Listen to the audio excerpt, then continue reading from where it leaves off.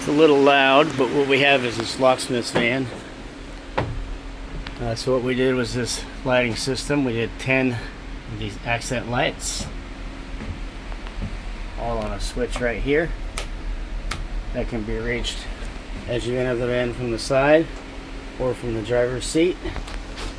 We did a parallel battery system and a 2000 watt inverter. This is all paralleled to the main OEM battery. And then we have Z-case fuses, 0 gauge cable, all connected here.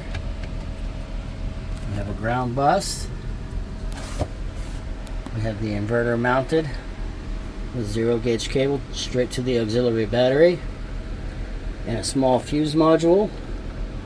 This fuse module protects our lighting system and allows us 5 more spots for future expandability.